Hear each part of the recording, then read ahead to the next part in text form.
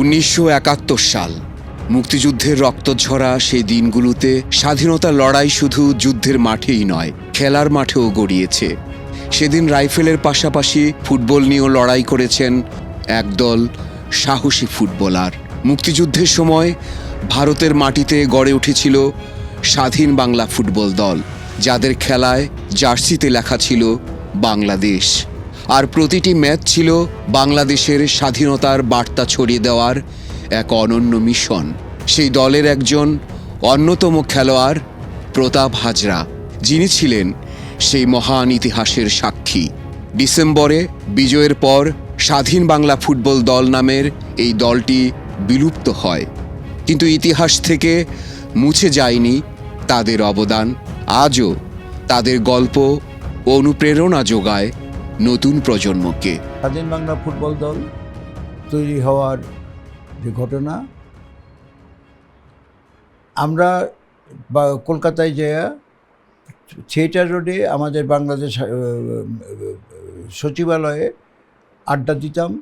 নূর নবী, আমি, ইমাম, এরা সব মিলে আড্ডা দিতাম। তো সেই সময়তে হয়েছে কি, নূর নবী চলে যাওয়াতে আমাদের ওইখানে যাওয়াটা সন্ধ্যা পর্যন্ত থাকতাম না, বিকালেই চলে আসতাম, দুপুরেই চলে আসতাম, বাড়িতে খেতাম। তো এই সময় একদিন 3টার সময় ভদ্রলোক আর একটা ছেলে আসলো। ও তখন জুনিয়র ফুটবলার। সে এসে আমাকে বলল, শামসুল হক সাহেব ডাকছে আমাকে, এমপি শামসুল হক সাহেব, করটিয়ার এমপি, উনি আমাকে ডাকছে।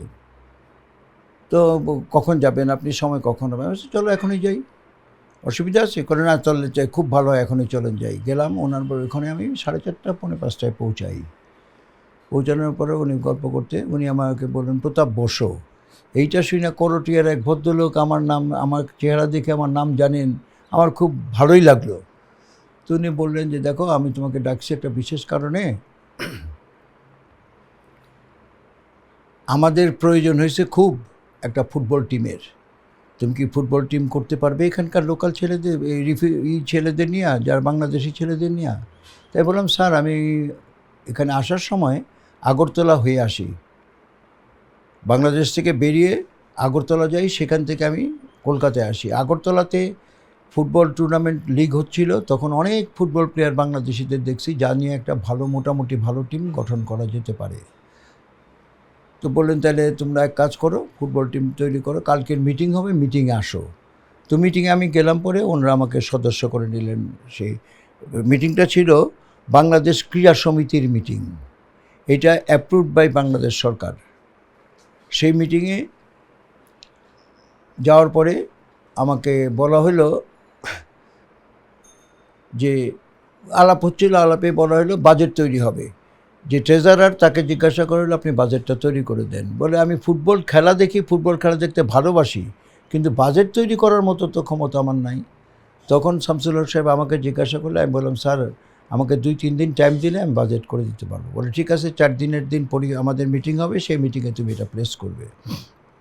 আমি বললাম, ঠিক আছে। বাজেট তৈরি করে বাজেট দিলাম, এবং প্রোবেলস প্লেয়ার কে কে আছে পাওয়া যাইতে পারে তাদের নাম দিলাম। তখন সালাউদ্দিন আর শাহজাহান কিন্তু বাংলাদেশ থেকে কলকাতায় এসে পৌঁছায় নেই। তো সেই সময়তে আমরা আগরতলায় গেলাম, আমি, শামসুল হক সাহেব অ্যান্ড ট্রেজারার মহসিন সাহেব, 3 জনে আগরতলায় গেলাম। আগরতলায় যে ফুটবল টিম আনতে হইল, ফুটবল টিম আনার সময় দেখি যে নানা রকম ক্লাবগুলো কেন ছাড়বে, লাস্ট 3-4টা ম্যাচ বাকি, লিগ ডিসাইডিং ম্যাচ হবে ওগুলো। এই সময় সব টিম, যারা ভালো টিম তাদের তো বাংলাদেশি প্লেয়ার্স বেশি, তো সেই টিম কেন প্লেয়ারদের ছাড়তে চাইবে? তারা সাংঘাতিকভাবে অপোজ করলো, এবং অপোজ করার পরে লুৎফর রহমান সাহেব তাদেরকে একটা চিঠি দেখালেন। চিঠিটার আমি দেখি নাই, কিন্তু লুৎফর রহমান সাহেবের মুখে শুনছি, ওটা ইন্দিরা গান্ধীর দপ্তর থেকে আমাদের বাংলাদেশ সরকারের কাছে একটা রিকোয়েস্ট আসছে, আমরা যেন এমন কিছু কাজ করতে পারি যাতে ইন্ডিয়ান মুসলিমস কমিউনিটি, এই বাংলাদেশে যে ভারতীয় চক্রান্ত এবং হিন্দুদের নিয়ে ভারতীয় চক্রান্ত, পূর্ব বাংলার হিন্দুদের নিয়ে বাংলাদেশ চক্রান্ত, এই ভুলটা ভাঙাতে হবে। তো এর জন্যই আমাদের সরকার ফুটবল টিমকে বেছে নিচ্ছে, বিকজ গান গাইলে পরে তো একজন, এই আলোচনাগুলো হলো, যে স্টেজে উঠবে, গান গাবে, চলে যাবে, তার সাথে পাবলিক কন্ট্যাক্ট হবে না। ফুটবল প্লেয়ারদের সাথে কিন্তু পাবলিক কন্ট্যাক্ট হবে। তাই তারা এটাতে আমাদের ফুটবল টিম তৈরি করতে রাজি হয়েছে বাংলাদেশ সরকার। তো আমরা গিয়ে সেখান থেকে যাই হোক সেই চিঠি দেখাইয়া ফুটবল টিমের প্লেয়ারদের নিয়ে আসতে পারলাম। কিন্তু কথা ছিল, তাদের সাথে একটা শর্ত ছিল যে 2 দিন পরে, ডেটটা আমার মনে নাই, 2 দিন পরে স্বাধীন বাংলা ফুটবল দল জয় বাংলা টিম নাম দিয়ে খেলবে এবং আগরতলা একাদশ একটা এক্সিবিশন ম্যাচ খেলবে, তারপরে আপনাদের প্লেয়ার আপনারা নিয়ে যাবেন। তো আমরা রাজি হই। তো যে খেলার সময় খেলা শুরু হয়, তো আমি তো প্রিপেয়ার্ড না, আমার ওজন ছিল প্রায় 65 কেজিস, সেইটার নাইমা দাঁড়িয়েছিল 41 কেজিতে। তো এত ডিটেরিয়েট করছি, গ্রামে ছিলাম 1.5 মাস, তারপরে কলকাতায় যেও ঘোরাঘুরি, সেরকম খাওয়া দাওয়ার কোনো ঠিকই ছিল না, যার ফলে এত ডিটেরিয়েট করছি। তো যাই হোক আমাকে খেলতে হলো। তারপরে আমি বললাম যে আমার তো বুট নাই, জার্সি নাই, কী পরে খেলবো, প্যান্ট নাই। তো তারা তো দৌড়ে যায় সব, এই উইদিন 5 মিনিটস তারা সবাই না হাজির করলো আমার পায়ের মাপের। তো সেগুলি পরে আমি 15 মিনিট খেললাম, টিম খেলা বাকিটা সবাই খেললো, আমরা 2-1 গোলে হেরে যাই। তারপরে আমরা সব প্লেয়ার্সদের নিয়ে কলকাতায় চলে আসি। এই যাতায়াতের জন্য আমরা যে আসছিলাম আগরতলায়, তার জন্য ইন্ডিয়ান এয়ারফোর্সের ডেকোটা একটা প্লেন দিয়েছিল আমাদেরকে, সেই প্লেনে করে আমরা আগরতলা আসি এবং যাওয়ার সময় সেই প্লেনই আমাদের নিয়ে যায়। সেখানে গিয়ে আরও এদিকে পত্রিকায়, জয় বাংলা পত্রিকায় এবং নানা রকম রেডিওতে এই খেলার খবরটা বলা হলো এবং যারা নাকি খেলা যোগ দিতে ইচ্ছুক তারা এসে কলকাতায় ট্রায়াল দেখ পার্সাকাস ময়দানে। প্রায় 70 জনের মতো ছেলে এসেছিল, সেখান থেকে আমরা 25 জন সিলেক্ট করি। সিলেক্ট করার পরে সালাউদ্দিন, শাহজাহান এবং আরও একজন প্লেয়ার যত সম্ভব বিমল কর আইসা জয়েন করলো আমাদের ক্যাম্পে। তো হইলাম 28 জন। তারপরে জয়েন করলো সাত্তার, এয়ারফোর্স টিমের গোলকিপার সাত্তার, এবং আরও 2 জন জয়েন করে হইলে আমরা 31 জনের টিম হলাম। এই টিমের থেকেই প্র্যাকটিস হতো পার্সাকাস মাঠে। কিছুদিন পরে পার্সাকাস মাঠে মুসলিম পপুলেটেড এরিয়া, তারা জয় বাংলা ফুটবল দলকে দিতে একটা প্রবলেম তৈরি করার চেষ্টা করলো। তখন আমরা যে রবীন্দ্র সরোবরে ট্রেনিং করলাম। রবীন্দ্র সরোবরের পাশেই একটা খেলার ফুটবল মাঠ আছে, সেই স্টেডিয়ামও আছে, ফুটবল মাঠও আছে। বাইরের ফুটবল মাঠটা আমরা প্র্যাকটিস করলাম, কইরা আমরা গেলাম। প্রথম খেলা শুরু হলো আমাদের কৃষ্ণনগরে, কারণ আমাদের শরণার্থী ম্যাক্সিমাম ছিল কৃষ্ণনগরে বেশি। কলকাতার চেয়েও কৃষ্ণনগরের ওই সাইড দিয়ে নদিয়াতে ছিল বেশি, কারণ কুষ্টিয়া, কলকাতা সব বর্ডারই কৃষ্ণনগরের সাথে, এই নদিয়ার সাথেই। তো সেইখানে আমরা খেললাম। সেই খেলাতে প্রথমে কথা হইলো যে আমরা যাব, আমরা ফ্ল্যাগ নিয়ে মার্চ করব, মার্চ করে এসে দাঁড়াবো, বাংলাদেশের স্বাধীন ভারতের পতাকা উঠবে তাদের ন্যাশনাল অ্যানথেম দিয়ে, আমাদেরটা উঠবে না। আমরা বললাম তাহলে আমরা খেলবো না। এদিকে তখন স্টেডিয়াম এমন ভর্তি যে একটু এদিকে ওদিকে হলে স্ট্যাম্পেডে বহু লোক মারা যাবে। তো ডিসি ছিলেন ডিকে ঘোষ, উনি কিছুক্ষণ চিন্তা করে বললো আমরা খেলবো না, কিছুতেই রাজি করাতে পারলো না। পরে ডিকে ঘোষ একটু চিন্তা ভাবনা করে বললো ঠিক আছে, আমি রিস্ক নিলাম, যা হবে আমার উপর দিয়ে হবে, এতগুলি লোকের প্রাণের দায়িত্ব আমি নিতে পারবো না বলে উনি বললেন ঠিক আছে তোমরা খেলো, তোমাদের ফ্ল্যাগ উঠবে।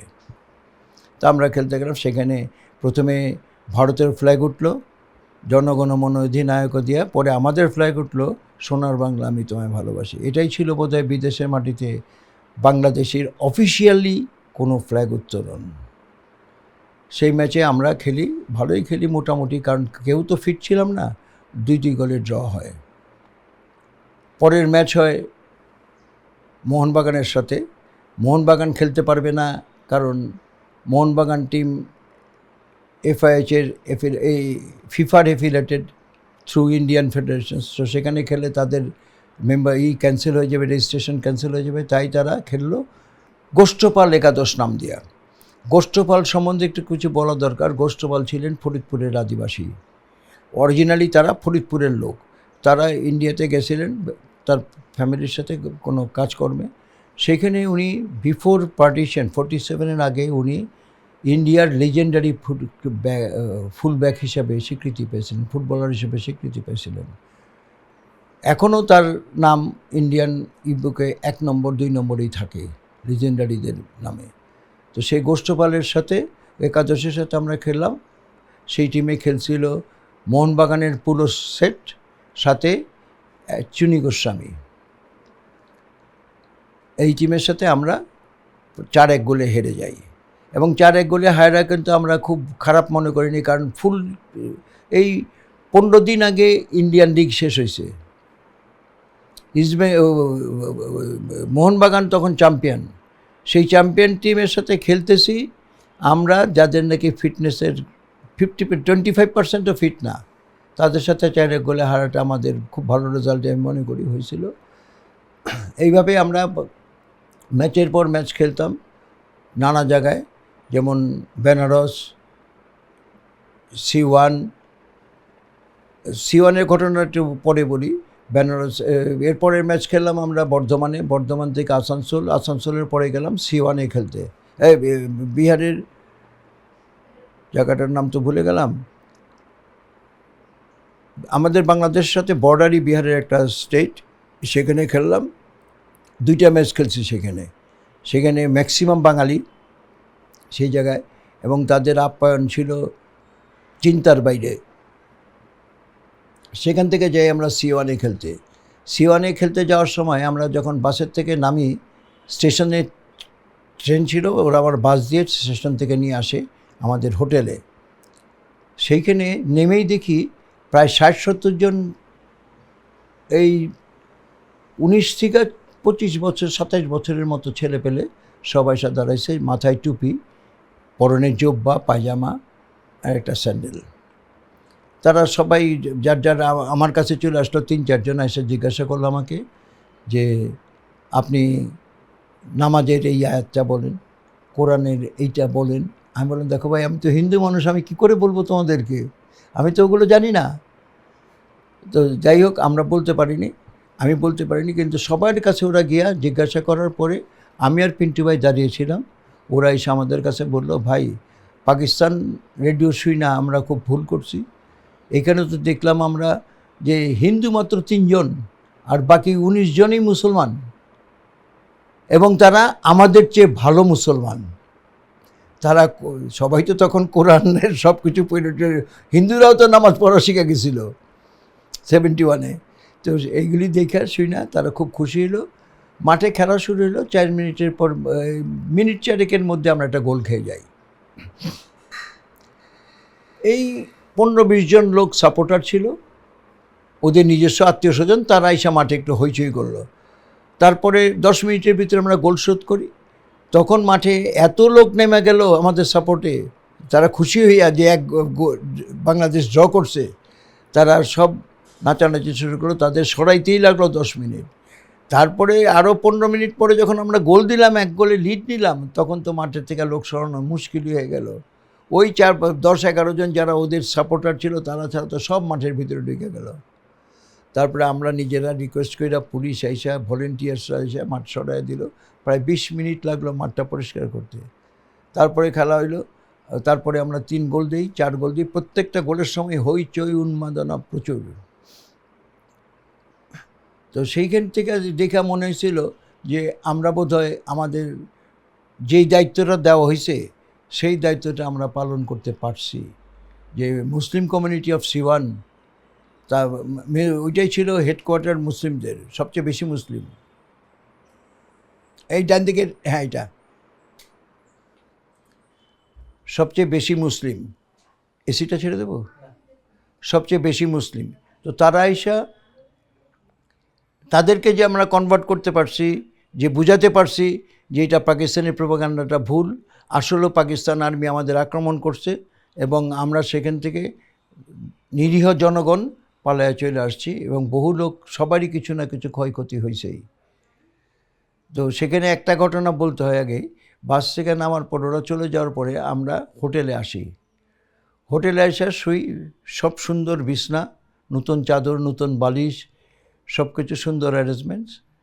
কিন্তু রাত্রিবেলায় ঘুমোতে যে দেখি হঠাৎ ঘুম ভেঙে গেল, কী ব্যাপার, মশার কামড়। মশারির ভিতরে দেখি প্রায় 50-60টা মশা ঘুরতেছে। পিন্টু তাকায় দেখি পিন্টু ভাইয়ের, আমি এক রুমে ছিলাম, পিন্টু ভাইয়ের মশারিতে পিন্টু ভাই মশার কামড়ে উঠা বসছে। তো করলাম কি, সব মশা বাইর করে দিয়া আমরা শুইলাম। ও মা, শুইতে না শুইতেই দেখি আবার কামড়। উঠা তাকায় দেখি ছাড় পোকা, বিছনা ভর্তি 8-10টা ছাড় পোকা সব কামড়াইতেছে, পিন্টু ভাইয়েরও তাই। তারপরে ছাড় পোকাগুলি মারা তো আর যাবে না, কাগজ বিছাইলাম বিছনার উপরে, কাগজ বিছিয়ে শুইলাম। ও মা, কিছুক্ষণ পরে দেখি মশারির ভিতরে আবার মশা। মশারির উপরটা ছিল নেটের, তাকায় তাকায় দেখি মশা ফ্যানের তলে আসতেছে, আইসা সোজা প্লেনের মতো ডাইভ দিতেছে, মশারির নেট ফুটা করে ফাঁক করে সেখান থেকে ঢিকে যেতেছে, ঢিকে গিয়ে আমাদের কামড়াইতেছে। আমরা কি করলাম, মশা বাইর করে দিয়ে ফ্যানের তলা থেকে সইরা গেলাম, সইরা দূরে যেয়া শুয়া রাত্রিটা ভালোই ঘুমাইল। তারপরে এইটা ছিল একটা মজার ব্যাপারে, যে মশা যে ডাইভ দিয়ে ঢুকা যায়, এটা আমি আর এর আগে দেখি নাই। তো যাই হোক, সিওয়ানে যে তারপরে আমাদের খুব ভালো লাগছিল সিয়ানের আত্মীয়তা। তারপরে বেনারস যাই, বেনারস খেলে টেলে লাস্ট খেলা ছিল এর ভেতরে আমরা প্রায় 12-14টা ম্যাচ খেলি। লাস্ট খেলা ছিল বোম্বেতে। বোম্বেতে বাঙালিদের চরিত্র যা, সেই ঘটনাই ঘটল, ইন্টারনাল কনফ্লিক্ট, টিমের ভেতরে গণ্ডগোল। কারণ আমাদের ওখানে জায়গার অভাবে কিছু ছেলে উপরতলায় থাকতো। উপরতলায় ছিল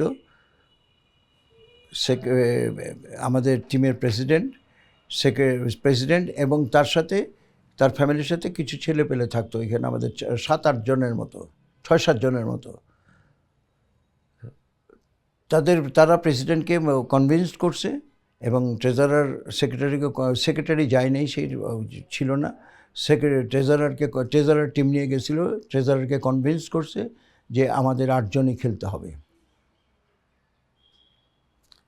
তো আমরা তো বসে আছি, ওরা উঠছে, সব আগে গেছে, ওরা যাওয়ার ব্যাপারে একটা ঘটনা ঘটছে। যাওয়ার সময় এই পুরো টিম দেখে আমরা যেতে রাজি হইনি। আমরা বলছি আমরা যাব, টিম হবে, পিন্টু ভাই টিম করবে, আমাদের ক্যাপ্টেন টিম করবে, নাহলে আমরা খেলবো না, আমরা যাবই না। আমরা যাইনি। ওরা 8 জন চলে গেছে, চলে গিয়ে ওরা একটা হোটেলে উঠছে, বড় হোটেলে, থার্ড গ্রেড হোটেলে উঠছে। তো আমরা যখন যাই, সন্ধ্যার সময় আইসা আমাদের নেত্রকোনার এমপি উনি এবং আর সাথে 2 জন লোক আসলেন নিয়ে, ওনারা ক্রীড়া সমিতির সদস্য, আইসা বললেন প্রাইম মিনিস্টার ওনাকে পাঠাইছে, আমাদের টিম যে করে হোক যেতে হবে। আচ্ছা, যে বা কী করে, আমাদের তো খেলতে দেবে না, ওরাই খেলবে, 8 জন ওরা, আমরা 3 জন, কী খেলবো, 3 জন নিয়ে চলে যান আপনি, যদি কেউ যেতে রাজি হয়। যাবে তো, অনেকে যাবে।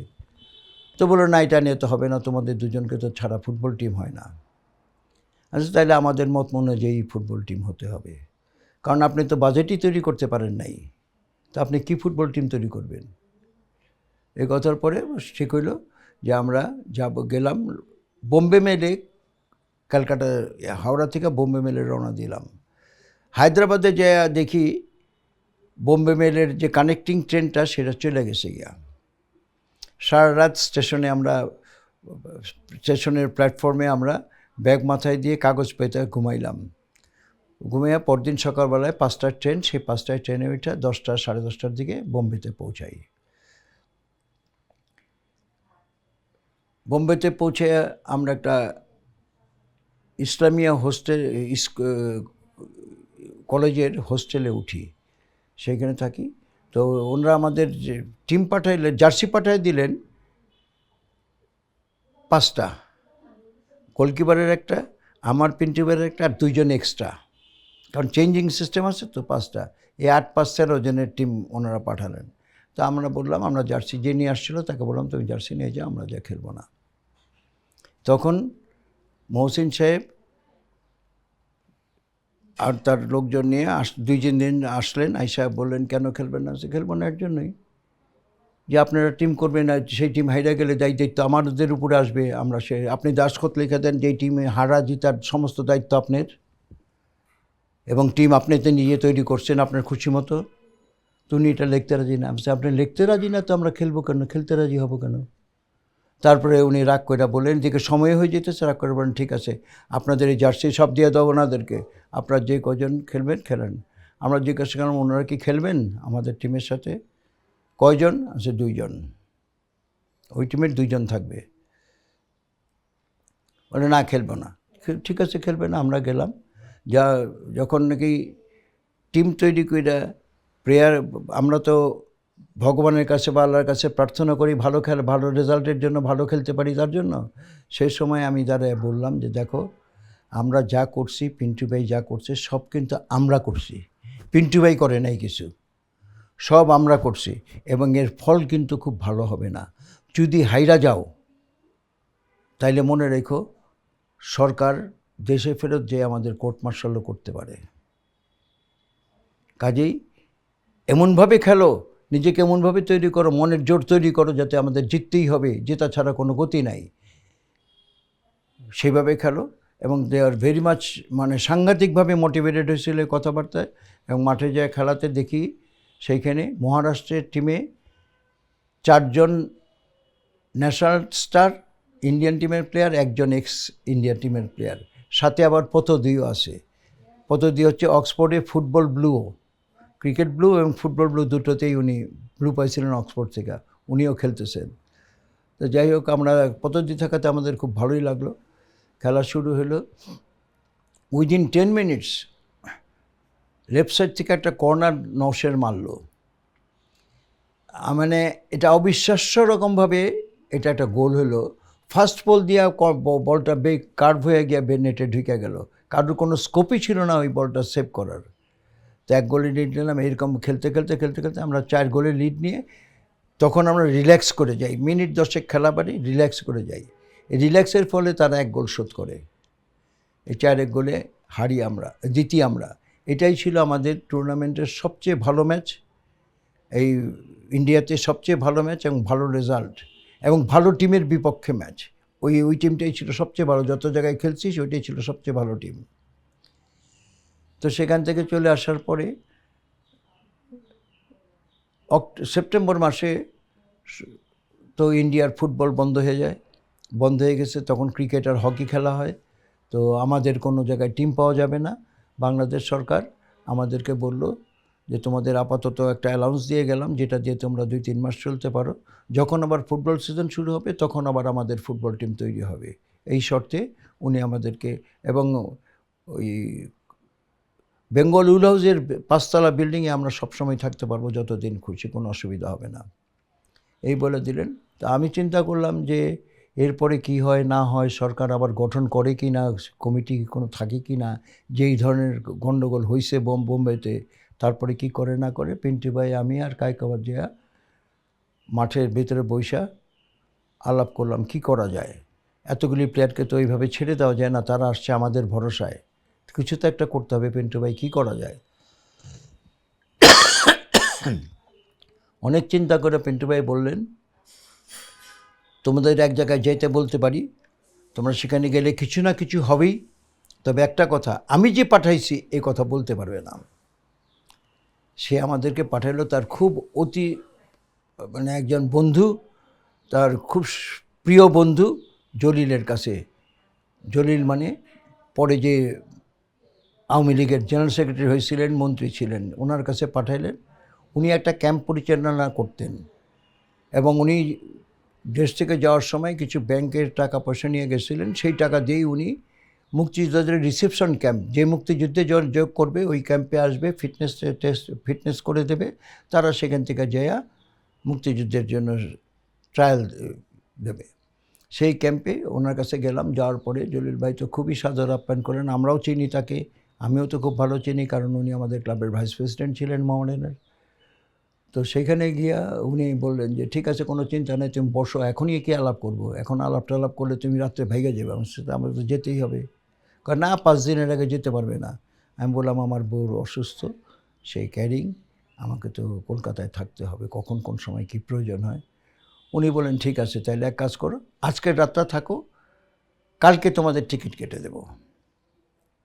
তো কালকে না কেটে পরদিন, তারপর দিন সকালবেলার টিকিট কেটে দিলেন উনি আমাদেরকে।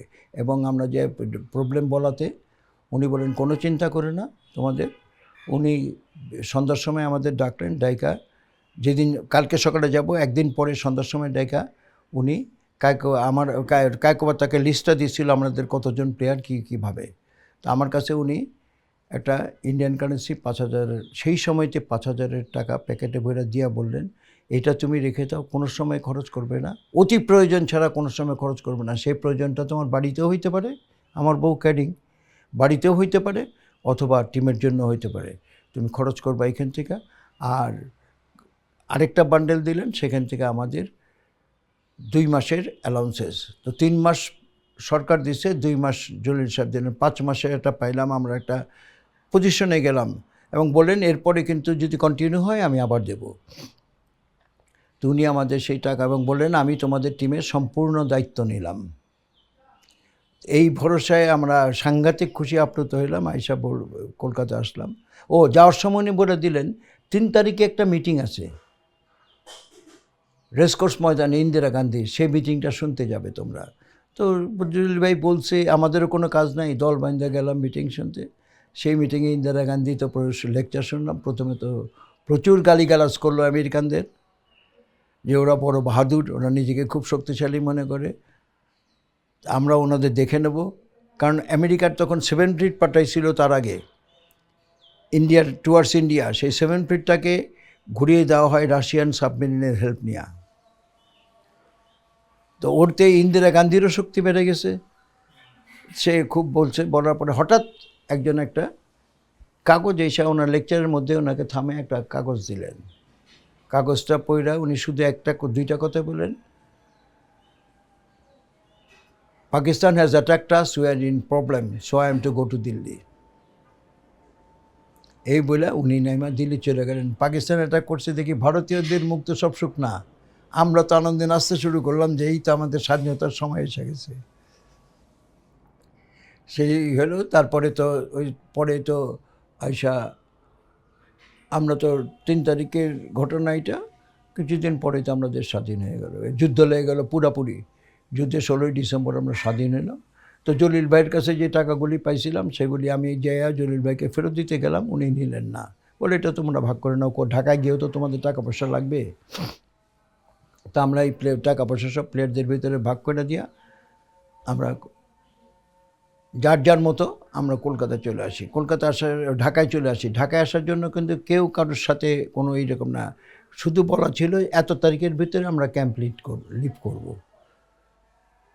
5 তারিখের ভিতরে আমরা 16 তারিখ তো আমরা 22 তারিখের ভিতরে ক্যাম্প থেকে সবাই চলে যাব। 19 তারিখে আমি আর কায়কোবাদ বর্ডার ক্রস করে ঢাকায় চলে আসি। স্বাধীনতা ফুটবল দলের এখানেই সমাপ্তি।